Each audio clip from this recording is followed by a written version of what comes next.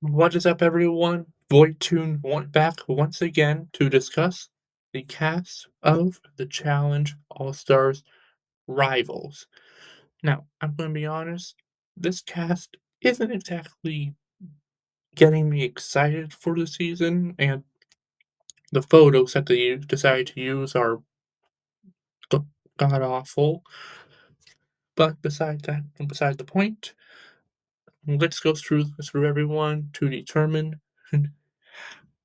each player as both an individual and in a partner setting, because this is going to be a season that is entire partner based, and the fact that it's rivals is definitely going to cause some interesting team dynamics. So let's go through them all and determine who has the best chance of becoming the All Stars champion. We are starting off with Adam and Steve. Adam is a one-time champ, one-time finalist. He's done 4 seasons and has a 1-to-1 elimination record, whereas Steve is a one-time finalist, 3 seasons, and a 4-to-2 elimination record. They're good friends. However, when one of them just gets on the other's nerve or does something wrong, they clash really hard. So as long as they can keep their egos in check on both ends, I think they're going to be a really strong team together because they sort of complement each other with each other's strengths and weaknesses. So I can see Adam and Steve going really far. Next up, we have Amber and Fessel. Amber is a one-time champ, one-time finalist, 4 seasons, and a 5-to-2 elimination record, whereas Fessel is a 3-time finalist, 5 seasons, and a 6-to-1 record. This is definitely one of the top 2 most athletic partnerships from this season. However, Fessel just hates Amber just for existing, and Amber is not going to be manipulated by Fessel anymore and is done with his whole bullshit. So, as far as an actual partnership, I doubt that's ever going to happen between these two. But if they can rely on their pure athletic ability and just figure out a way to get deep into the season, I think it's going to be hard to get rid of either of these two. Next, we have Anissa and millionaire Ashley Mitchell. Anissa is a 4-time finalist, 18 seasons, and has a 15-14 record in eliminations. Ashley is a 2-time champ, 3-time finalist, and 9 seasons, with a 4-5 elimination record. If you ask me why these two are rivals, I have no idea, honestly. I honestly think they want Anissa on this season, they want Ashley M on this season, and somehow both of the people that they were originally gonna be partnered up with just found out who they were going to be with and dropped out. So they had these 2 women together and decided to just partner them up. As far as, potential to go far in the game, I would have more faith in Ashley as an individual versus, both having Anissa and Ashley as a partner. I'm not sure how this partnership is going to go, and I can honestly see them being an early v vote into elimination, just get rid of. Neither Ashley and Anissa are necessarily, people who you consider top elimination performers, even though Anissa has one of the best elimination records, I guess. Point is, they've both had targets on them every single season that they've done, and I don't see this being any different. Next, we have the two returns that haven't been on the challenge in a long time. We have Ashley K and Dario. who- Ashley K is a one-time champ, one-time finalist. She's done 2 seasons and has a 1-to-1 record. Dario is a four-time competitor, 4 seasons, and has a 1 to 3 elimination record. They are exes. They dated between Invasion of the Champs and broke up somewhere sometime after Dirty 30. We haven't seen either of them back since then. So this is a grand return for both of them. And as far as like I actually give the challenge people credit for these cast photos because they made Dario out to look like a complete badass. So that's something. I don't have all the details on their dynamic or why they broke up or anything like that, but I think they definitely have better chances of making it to a final on this season versus any of the other seasons that they've done before. And who knows, perhaps they'll have some San Diego backup thanks to Ashley. Next, we have Bess and John A. Bess is a one-time finalist, 9 seasons, and it has a 3 to 4 elimination record. John A is a two-time champ, three-time finalist, and has done 11 seasons. Also has a 4 to 7 record. As far as real rivalries go, this is real. Best tried to destroy John A's marriage back in All Stars 3. Like, these two hate each other. And as far as like a partnership potential to go far in the game, Johnny's a good competitor. All Stars is their realm. But Best is an anchor as far as like a challenge goes. And having a best sized ankle, best sized anchor on you during the whole season, I just don't think that's possible. So I can see them being an early boot quite easily. Next, we have Big T and Corey. Big T is a five-time competitor, 5 seasons, and has a 3 to 5 record. Corey is a one-time finalist, 2 seasons, and a 2 to 1 record. He Corey was manipulating Big T in battle for the new champion, and Big T came at him hard after the reveal, and these two just don't like each other. Well, Big T doesn't like Corey because of his fake positivity and the story that created about the two of them. I don't know. I think Big T has the potential to go far this season with Corey. They're both been training and are pretty good under pressure and athletic, but I just think that they are potentially low-hanging fruit in this cast and could see at least 1 or 2 eliminations throughout the season. Next, we have Devon and Shane. This is a good matchup right here. Devon is a two-time competitor, 2 seasons, and has a 5 to 2 record, whereas Shane is a seven-time competitor, 7 seasons, and a 3 to 5 record.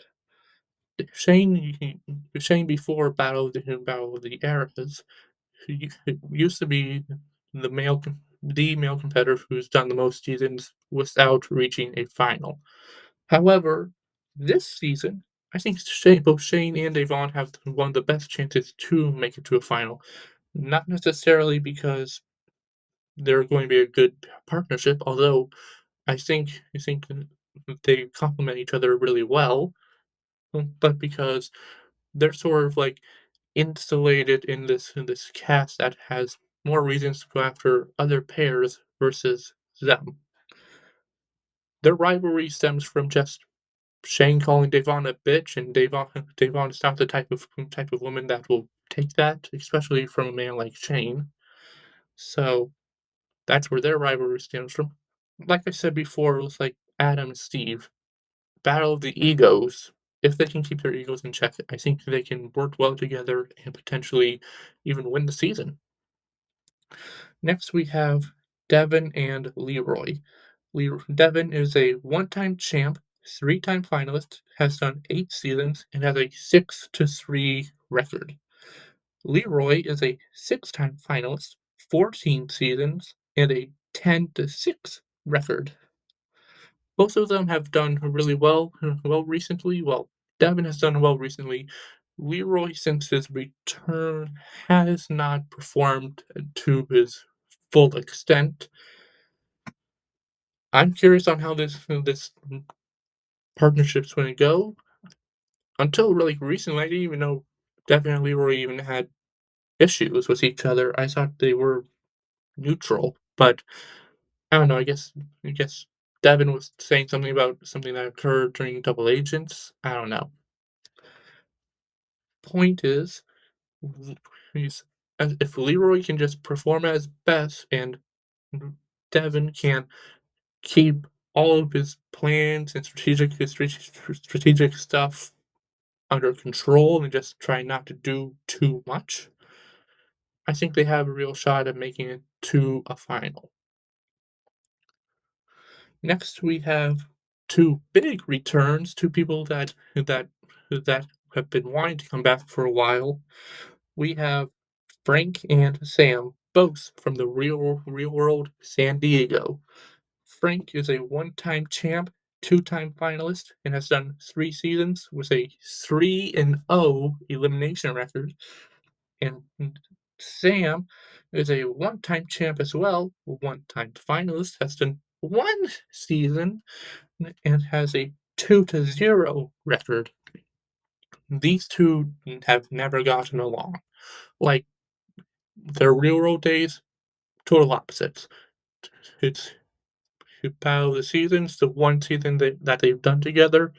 Her, her Frank was just berating Sam constantly and making all these gross remarks about her. We're even past that, I think they still haven't gotten along. I think as far as, like, mended fences between former real world housemates, they're one of the few that are still not mended, and that's probably why they're on a rival season together because they just cannot get along. And Fra so having a one-time player like Sam back is very impressive, and Frank is an astounding competitor, and also a complete strategic mastermind that could give the likes of Devin a run for his money. He So, I wanna see how this powerhouse team can potentially work together and if they can get over their past because their performance will speak for itself, but the real battle will be with each other. Next, we have Katie and Veronica. Katie is a one-time champ, two-time finalist, has done 12 seasons, and has a 4-9 record.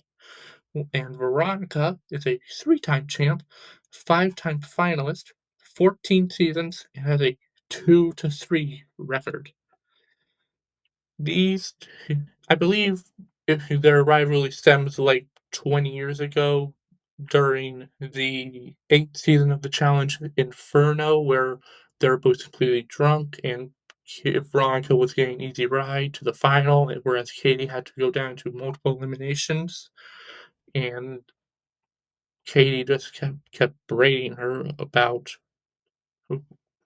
events that were transpiring with her in the house.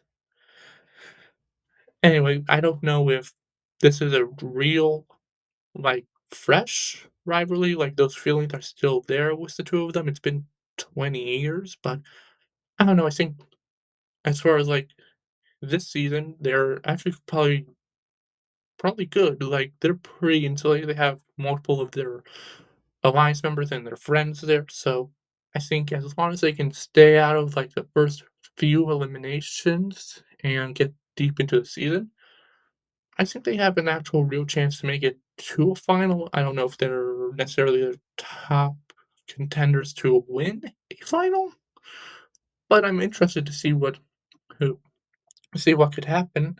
Ever since Katie in particular has come back to the challenge in All Stars, I've wanted to see her go the distance in a season, and I think this is a really good opportunity for that to happen. Next, we have Kellyanne and Sylvia.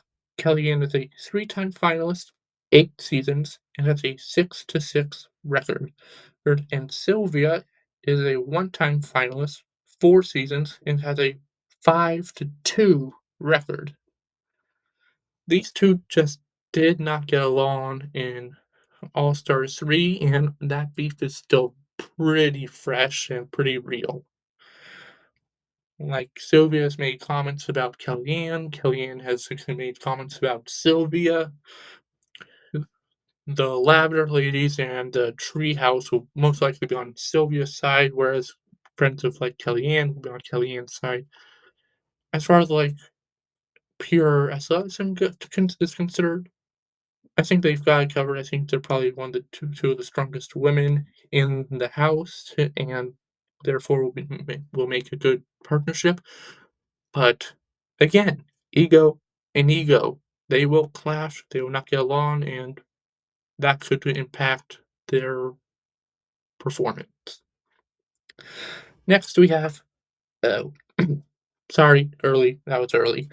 We have Melissa and Nicole, one-time finalist, 4 seasons, 2-2 record. That's Melissa, and terrible person. I mean, sorry, Nicole, who's a terrible person. 3-time finalist, 4 seasons, and a 2-0 record.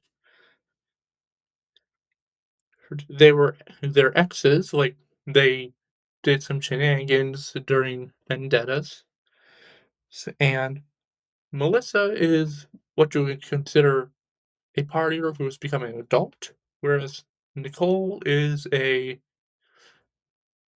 fuck girl who still has not grown up and has ruined every single relationship she's ever been in, and is a shit person. Apparently, Melissa sided with Nicole's ex over a sensitive matter, and that built up on their rivalry even more.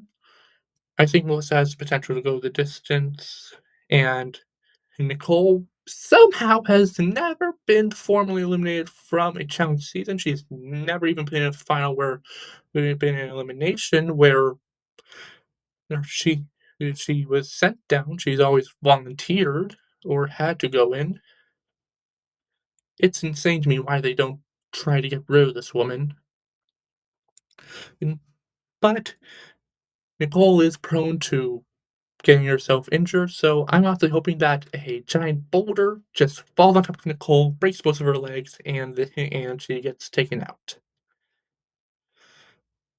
Unfortunately, that would mean we lose Melissa, but I'm okay with that. And the last partnership we have is Nani and Turbo. Nani is a four-time finalist, 12 seasons, and has a 7-10 record. And Turbo is a one-time champ, one-time finalist, has done 3 seasons, and actually has the worst performing elimination record of everyone here, 0-1 record in eliminations. I think Nani is a consistent player. She's been making it to all the finals that she's been on of the season she's been on lately.